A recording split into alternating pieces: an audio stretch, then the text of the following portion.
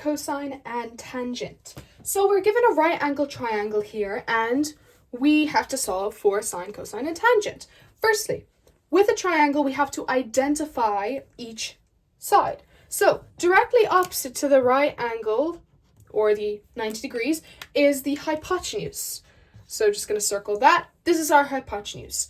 Now, the length that is directly opposite to the angle, or the unknown angle in this case, is the opposite. And then the side that is left is called adjacent. So from this sine, cos, tan, we have formulas for these. Well, just simple fractions, no need to worry. So sine, we have opposite all over hypotenuse, right? Now, for cosine, it's different. We have adjacent all over hypotenuse. But then for tan, we have opposite all over adjacent. So these are all ratios because we know fractions, they're ratios. And each and every single one of these ratios, we're going to find for the unknown angle. So the unknown angle of sin, let's see. So firstly, we're going to state our little fraction here. So opposite all over hypotenuse. So what is our opposite? It is 4. And what is our hypotenuse? It is the square root of 41. And we can leave it as that. We don't have to simplify. We don't have to do anything more with it if the question only states that. Now we have cosine, which, let's see, is adjacent all over hypotenuse. So what is our adjacent? It is 5. And what is our hypotenuse? It is 41. Square root of 41, actually. And then tan, the unknown angle of that, we're going to do opposite all over adjacent. So opposite, which is 4, all over adjacent, which is 5. And these are all the ratios of this unknown angle. Now we can have another example in which there is no square root or anything like that. There can also be decimals too in this case, and the same would apply. So right angle triangle with an unknown angle of A.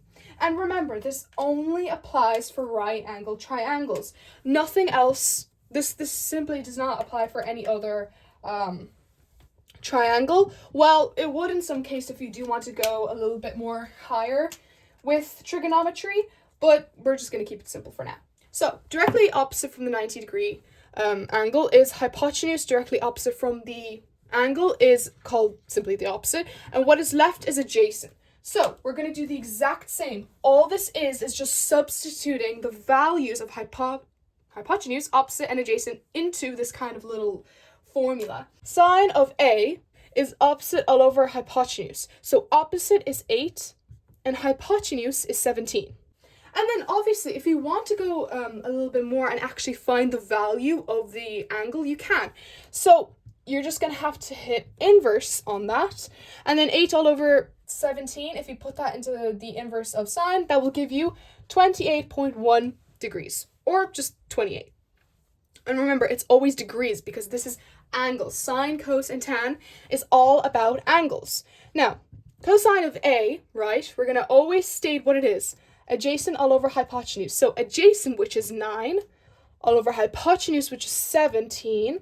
Great. Now we can go even more and find the inverse of this, which if you put it in will give us 28.1 degrees as well.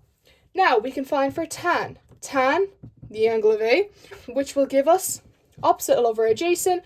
So opposite, that's 8, and then adjacent, which is 9. That's the ratio, right? And we can find for the inverse. And the inverse then again is going to give us 28.1 degrees. Why? Because these ratios are technically finding the same angle, so you're going to naturally get the same degrees. And if you're not, that's kind of concerning.